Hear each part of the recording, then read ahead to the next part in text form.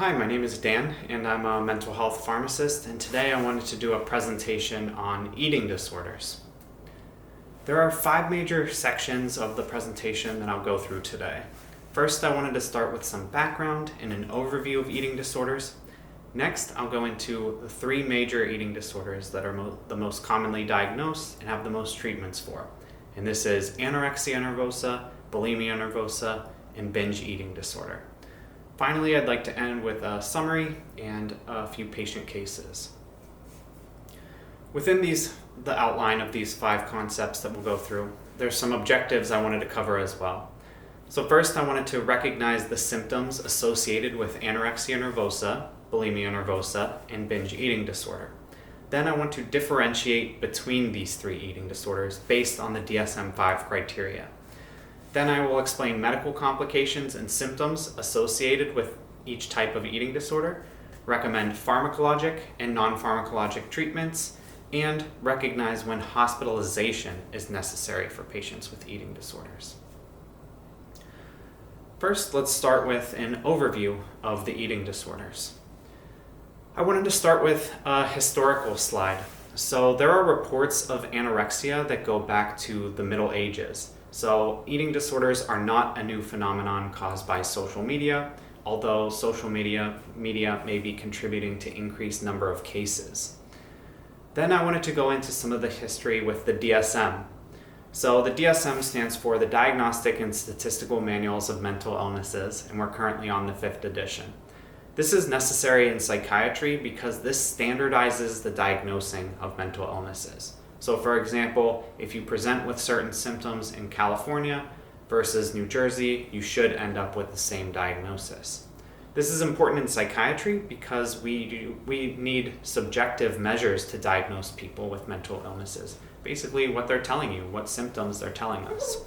Compare this to things like high blood pressure or diabetes. You can take objective readings like a blood pressure or a blood glucose level. So the reason I brought the background of the DSM because I wanted to talk about the history of eating disorders within the DSM.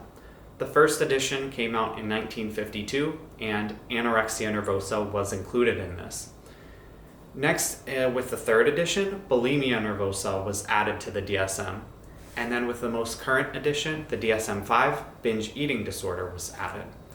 So the DSM changes over time and there may be potential new changes with further editions of the DSM.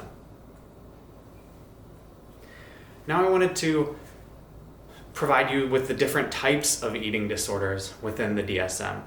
So the major 3 that we'll spend a lot of time talking about are anorexia nervosa, bulimia nervosa, and binge eating disorder. With that being said, there are additional eating disorders within the DSM.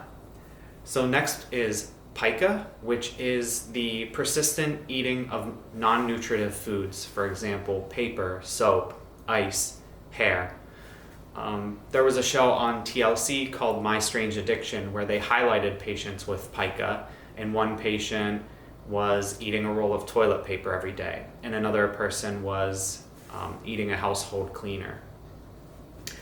Pica, one of the treatments for it is to first look for iron deficiency anemia. So iron deficiency anemia is associated with pica. So check someone's blood levels and iron levels. It can be other nutrient deficiencies as well, so check for other nutrient deficiencies. Next treatment is typically with therapy. So someone will go to therapy to help treat their pica. There are case reports of using medications, but not enough evidence for us to go into more detail here.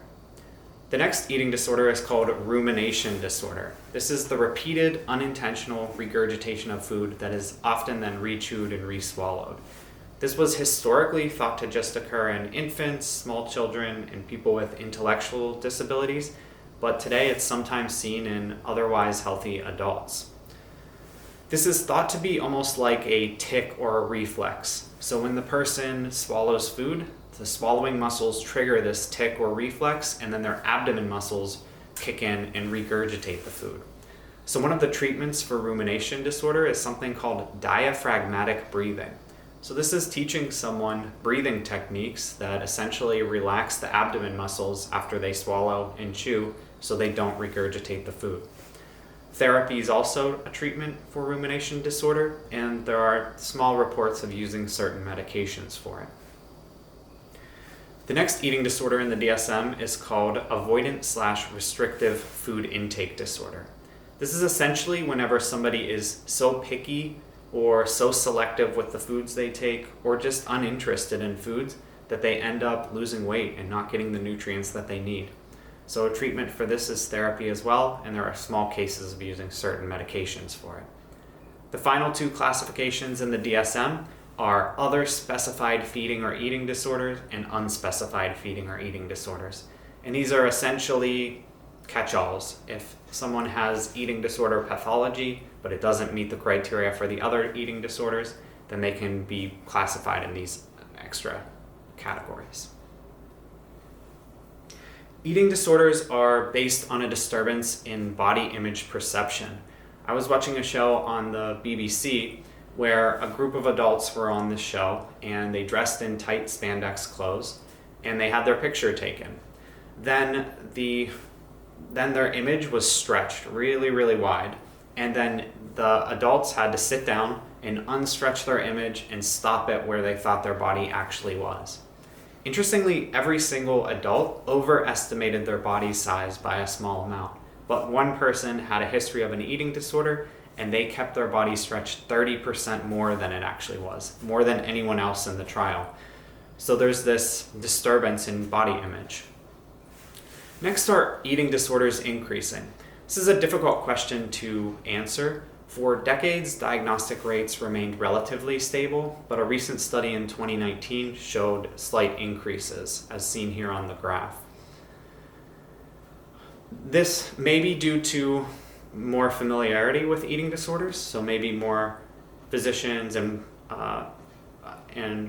doctors are asking these questions.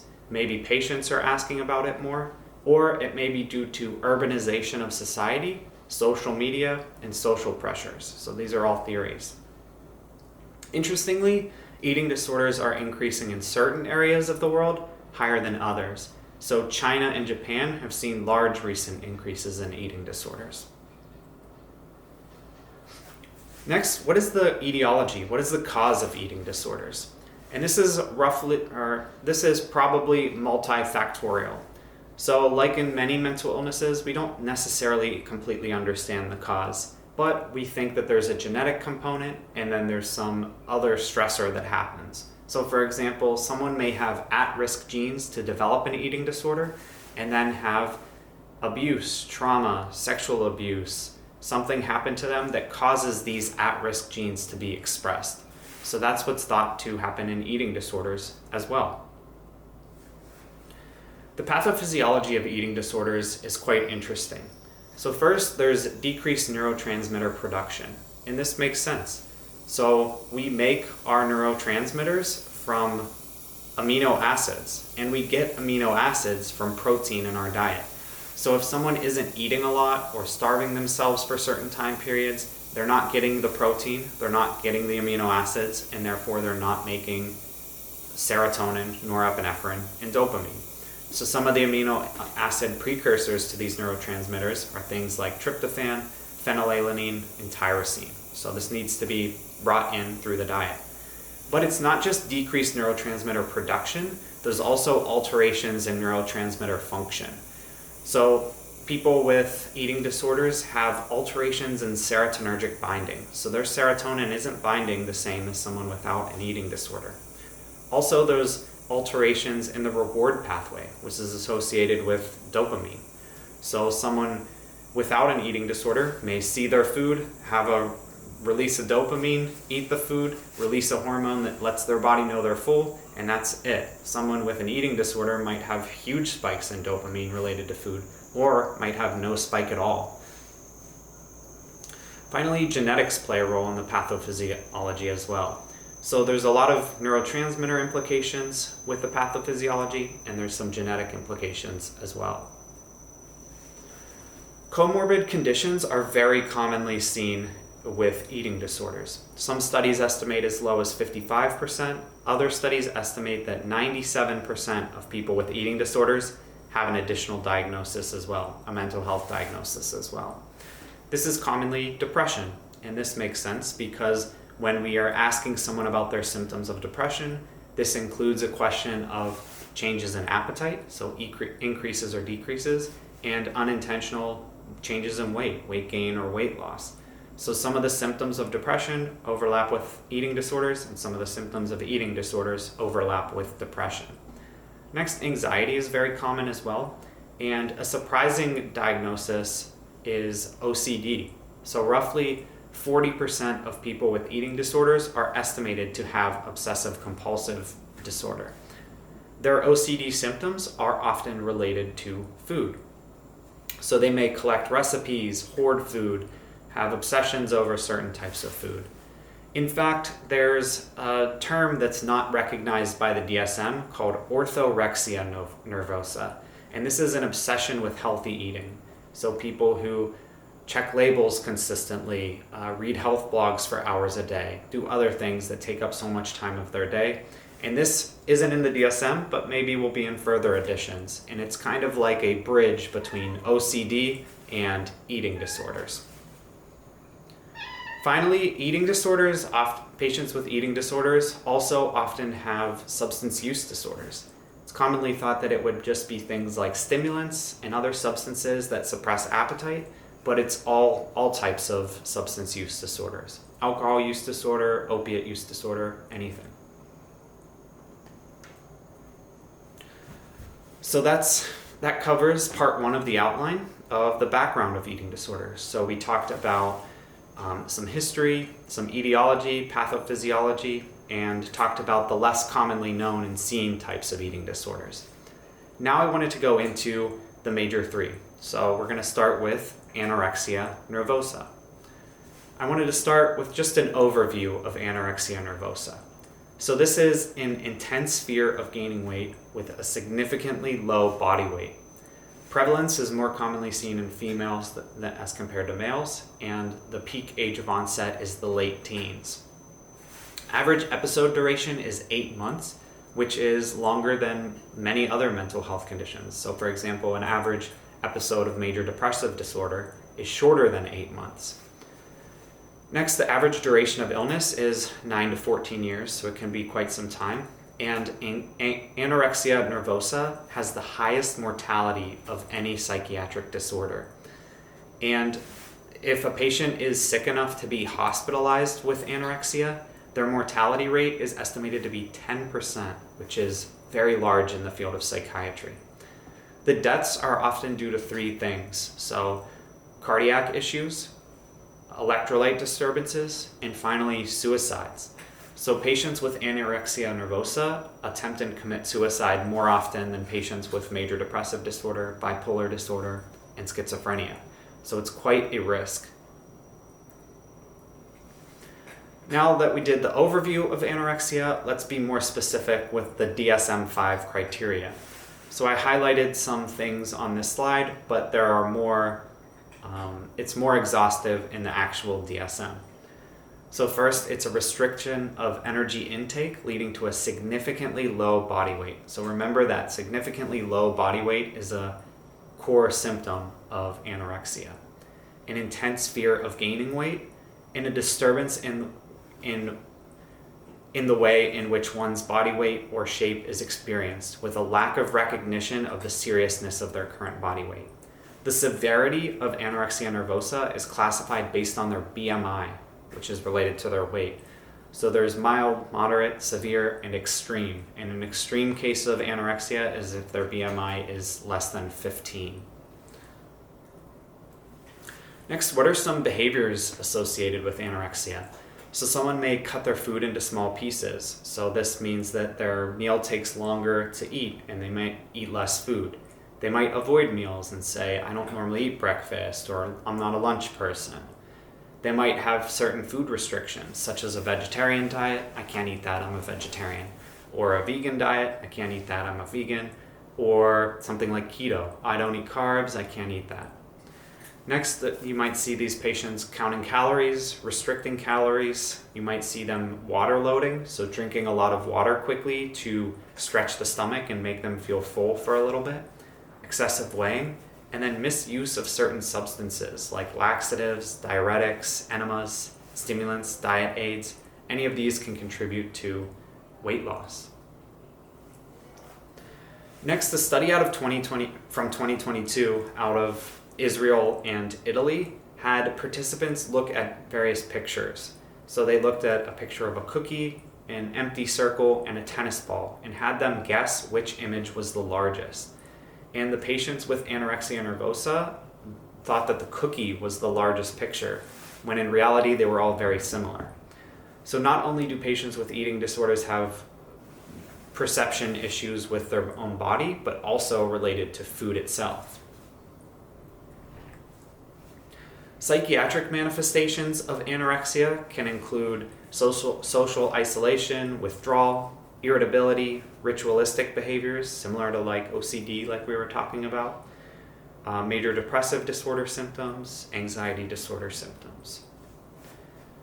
Physical manifestations, the body type in someone with anorexia nervosa is underweight to emaciated. Remember, low BMI is a core symptom of anorexia. Next, for gastrointestinal, they can have slowed motility and severe constipation. So someone who's not eating a lot of calories can have organ dysfunction, and especially in the GI tract slows down to try to absorb as much nutrients as it can. There can be endocrine issues as well, cold intolerance, lethargy, brittle nails, and there's certain dermatological signs as well. Something called lanugo, that is this fine, white, soft hair that can cover the body and the face, and hyperkeratonemia, so the skin can develop an orangish or a yellowish tinge to it. Electrolyte abnormalities can also occur with anorexia nervosa, and this is very serious because this can be fatal. As you would guess, it's mostly on the hypo end, so hypoglycemia, hypochlorinemia, hyponatremia, hypokalemia, and so on. The reason why this is so serious is because of something called refeeding syndrome. So if someone's starving themselves for quite some time and they suddenly feast or gorge or eat a ton of food quickly, there can be severe fluid status changes and electrolyte status changes in their body that can be fatal. So for example, if someone has anorexia, it presents to the hospital, you slowly restore weight over a time period, not suddenly, to prevent refeeding syndrome, which, like I said, can be fatal. There can be reproductive issues with anorexia as well, and there can be cardiac conduction issues. This is serious too because this can also be fatal. Finally, there can be issues with your bones, such as osteopenia and osteoporosis. So now what you've been waiting for is, how do you treat anorexia nervosa? The first step is to decide the level of care. Is this person sick enough that they need to be treated inpatient, or do they have a mild or a moderate case where they potentially can be treated outpatient? Once you determine the level of care, the first line treatments are non-pharmaceutical. So they are nutritional rehabilitation. In the case of anorexia, this is to slowly introduce calories in a period of time rather than suddenly, to prevent refeeding syndrome. If the patient's inpatient, you can be more quick with their reintroduction to calories. So you can do 2 to 3 pounds per week goal increase. If the patient's outpatient, you generally do 0.5 to 1 pound. And this is because inpatient, you can check labs every day, monitor their electrolytes, you can check blood pressure, heart rate, EKGs if you need them to check their heart, whereas outpatient, you can't do that as easily. Next, after nutritional rehabilitation, another first-line recommendation is therapy.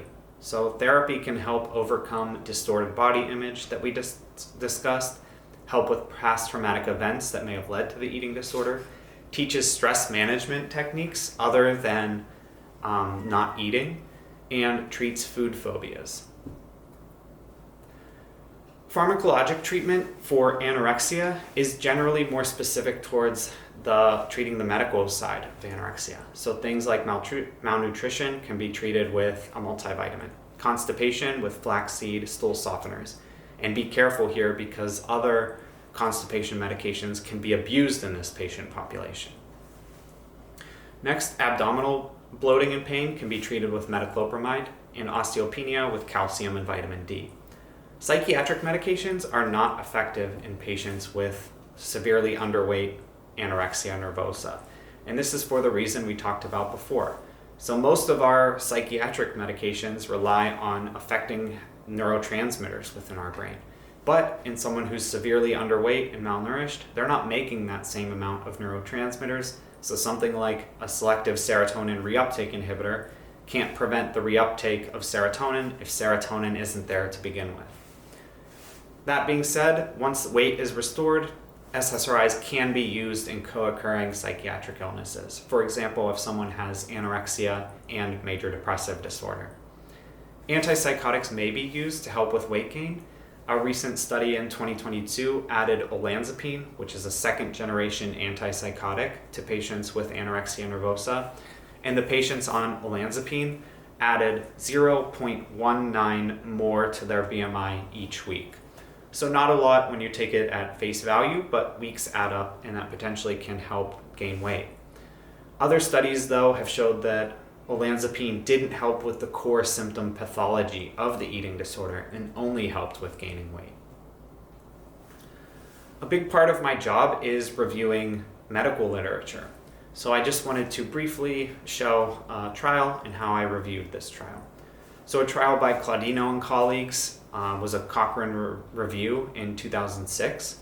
Cochrane Review is generally regarded as high quality evidence. This is an organization out of the UK that has an affiliation with the World Health Organization. It's essentially a brand name of a meta-analysis. So this trial, or this meta-analysis, included 7 individual trials, and they found no evidence to support the use of antidepressants for weight, eating disorder core pathology, or associated pathology. So the authors of this trial concluded antidepressants should not be used for the treatment of anorexia nervosa. So knowledge check question: why are antidepressants not effective in the treatment of anorexia nervosa? A, the overuse of laxative or exercise speeds metabolism to the point where little drug is absorbed. B, starvation limits the production of neurotransmitters, and antidepressants rely on neurotransmitters the body already has synthesized. Or C, antidepressants need food to be properly absorbed. So feel free to pause if you'd like to think about it, but the answer is B. Okay, so that concludes the section on anorexia nervosa. Let's go into the next section about bulimia nervosa. I wanted to start again with an overview. Bulimia nervosa is repeated episodes of binge eating and then purging. The prevalence is more common in females than in males, and the peak age of onset is the late teens. So we're seeing a pattern here similar to anorexia nervosa, more common in females than males and in the late teens. Average episode duration is 3 months. Average duration of illness is for years, and the mortality rate is lower than anorexia nervosa at 1%. So let's look more specifically at the DSM-5 criteria. So bulimia nervosa is recurrent episodes of binge eating and then recurrent inappropriate compensatory behaviors in order to prevent weight gain. So let's define what binge eating is. This is eating an amount of food over a 2-hour period that is definitely considered larger than what most individuals would eat in a similar time period. There has to be a sense of a lack of control over what type of food you're eating, how much food you're eating, and then afterwards someone feels guilty, distressed, depressed after the binge eating. Inappropriate compensatory behaviors can be things like self-induced vomiting, misuse of laxatives, excessive exercise, anything that either burns a lot of calories or doesn't let the body put on weight. This has to occur for a certain time period for it to be considered a disorder, and there's some more criteria as well. The severity for bulimia is based on the number of episodes per week. So for anorexia, remember it was BMI. For bulimia, it's number of binging and purging episodes per week. The psychiatric manifestations are impulsivity, mood lability, substance use disorders, major depressive disorders, and anxiety disorders. Physical manifestations, so the body type is normal to slightly overweight. There can be permanent dental loss in enamel, and this is due to repeated cases of vomiting. So vomit and the stomach acid coming in contact with the teeth over and over and over can degrade the dental enamel. Endocrine, there can be lethargy. Dermatological, there's something called Russell's sign.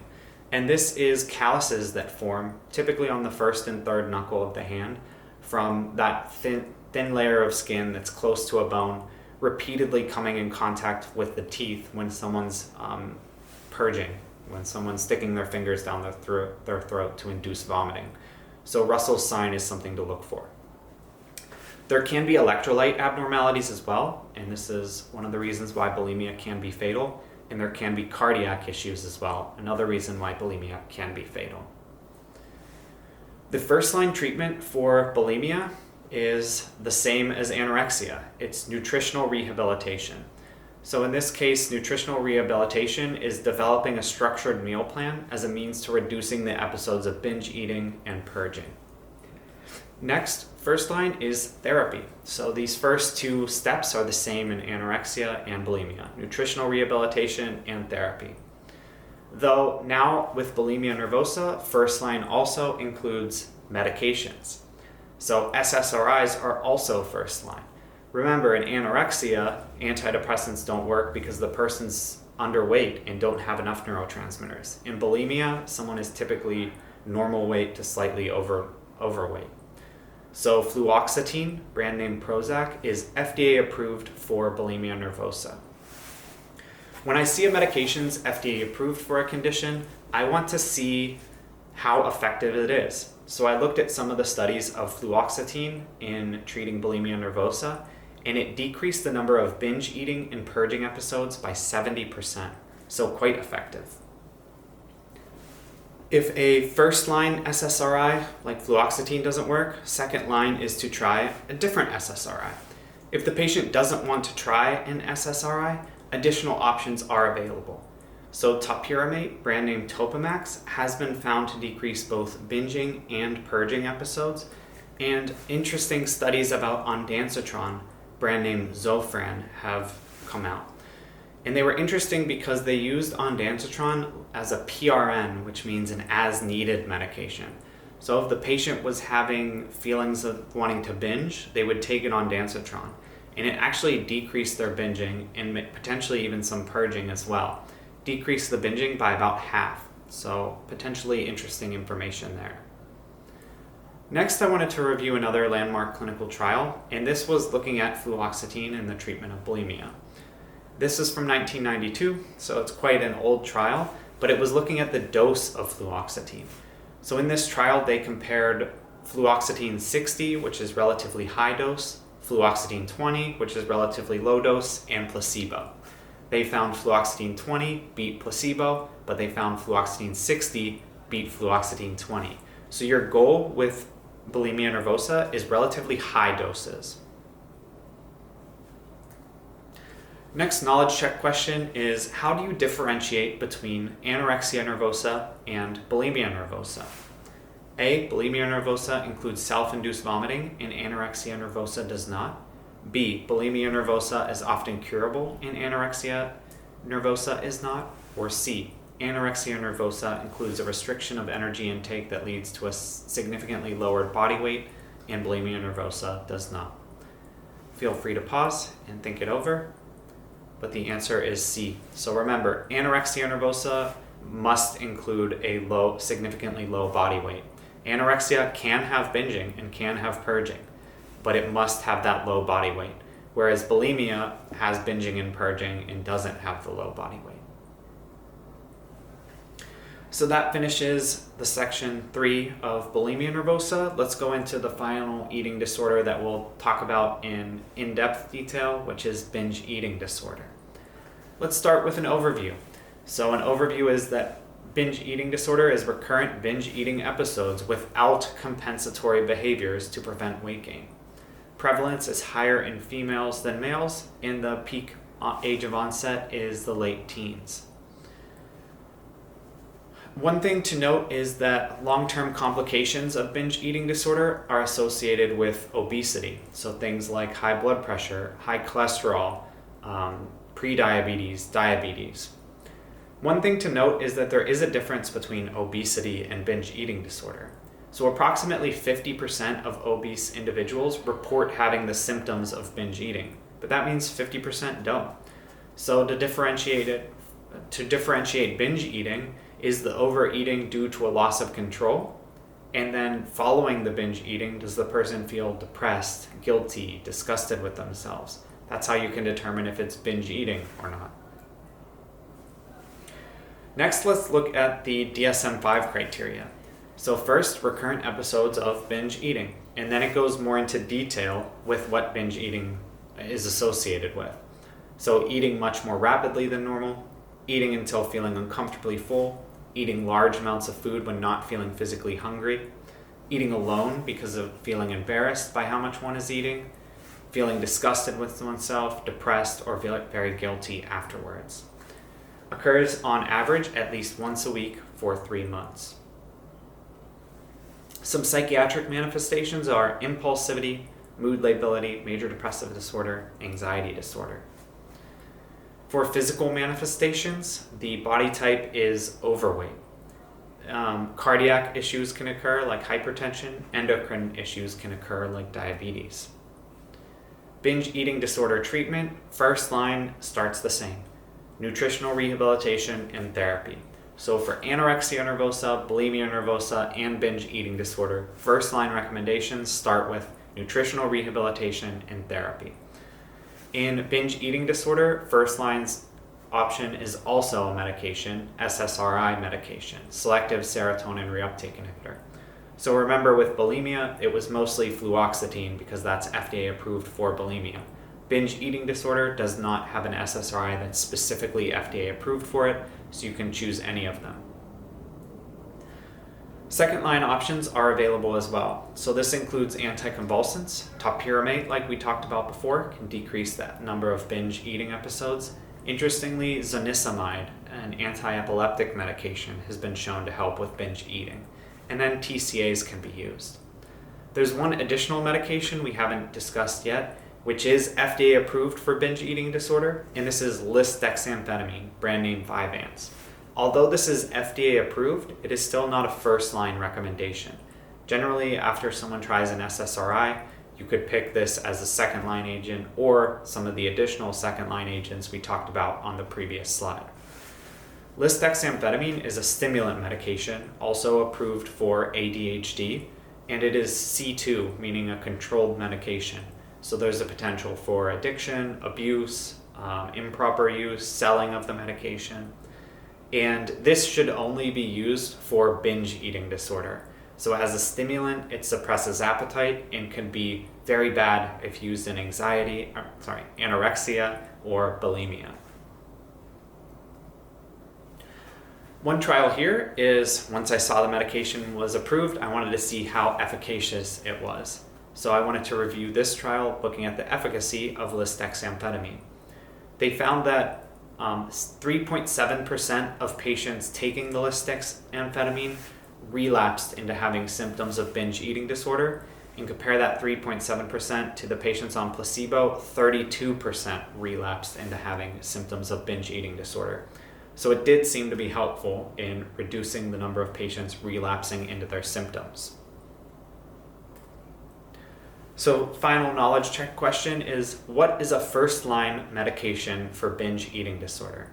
A, sertraline, B, lisdexamfetamine, C, topiramate, D, amitriptyline. Feel free to pause and look it over.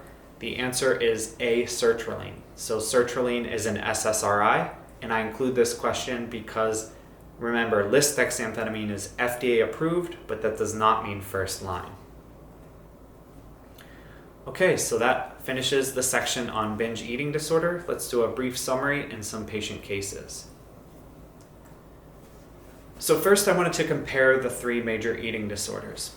So anorexia nervosa must include a significantly low body weight. It can include binging, fasting, purging. Bulimia nervosa must include binging and a compensatory behavior such as purging or fasting. Binge eating disorder must include binging but cannot include fasting or purging. So if you know someone's BMI, if they're binging, and if they're purging, you can determine which of these 3 eating disorders the patient most likely has. In conclusion, there's a lack of robust clinical trials for eating disorders. So compare the numbers in these trials to the numbers of patients with depression, anxiety, schizophrenia, bipolar. The evidence isn't as robust for eating disorders. So the evidence may change, the recommendations may change as more evidence come out. In conclusion, you want to treat eating disorders with nutritional rehabilitation, therapy, and potentially medications. Patients require support from several areas. Their psychiatrist, their PCP, dietitian, their friends, their family, nurses, so on. So let's look at 2 patient cases. So we have a 19-year-old woman who states that she eats large quantities of food and then takes laxatives and exercises to counteract the food. The patient has been doing that twice weekly for a year. Otherwise, she eats a normal diet and her BMI is average for her height. What treatment do you recommend? A. Fluoxetine, B. Bupropion, C. Lisdexamfetamine, or D. Topiramate. So feel free to pause and look it over, but let's take this line by line. So you have a 19-year-old woman who states she eats large quantities of food, so potentially referring to binging here, and then takes laxatives and exercises to counteract the food. So sounds like purging. So this patient is binging and purging. We can already eliminate binge eating disorder because they're purging. So currently we're between anorexia and bulimia. The patient has been doing that twice weekly for a year. Otherwise, she eats a normal diet and her BMI is average. So we can now eliminate anorexia, and this patient most likely has bulimia nervosa. So then it's asking, what treatment do you recommend? So first line is nutritional rehabilitation and therapy. Those aren't options, so it's looking for a medication, and first line medication and FDA approved for bulimia is fluoxetine. So A is the best answer. Patient case 2. A 16-year-old presents for treatment of amenorrhea for 1 year. On physical exam, her weight is 68% of that expected for her age and height. When this is mentioned, the patient said she looks fat and cannot gain any more weight. She has mild hypokalemia, and her blood pressure is 78/58, and her heart rate is 52. Which treatments would you recommend? Select all that apply. The options are fluoxetine 20, lisdexamfetamine 30, nutritional rehabilitation, therapy, and hospital admission. So let's break this question down as well. So we know right off the bat that her weight is 68% of that expected. So she has a low BMI. So we know that this most likely is anorexia nervosa. So when we look at the possible treatments, we have fluoxetine. And remember, when someone has a low BMI, psychiatric medications don't work very well. So fluoxetine is not a good answer. Lisdexamfetamine is next. So that's FDA approved for binge eating disorder, but it suppresses appetite and would be a very bad choice in someone with anorexia at a low BMI. So B is not a good answer. First line, nutritional rehabilitation, sure, that's a good answer. Therapy, yep, that's another good answer. The final one is hospital admission, so this can be tricky. Is this patient sick enough to be hospitalized? Well, remember, the 3 most common causes of fatalities in patients with anorexia are electrolyte abnormalities, cardiac issues, and suicide. So does she have electrolyte abnormalities? She does have mild hypokalemia. Does she have cardiac abnormalities? Potentially. She has a very low blood pressure and a soft heart rate. So I think this patient probably would need hospitalized. So the best 3 options are C, D, and E. So that finishes up the 5th part of our outline. So we started with an overview of eating disorders and talked about the more rare types. We talked about the history and the etiology and pathophysiology. Then we went into detail with anorexia nervosa, bulimia nervosa, and binge eating disorder. Finally, we concluded with a summary and some patient cases. So thank you so much for watching, and I hope you enjoyed the presentation.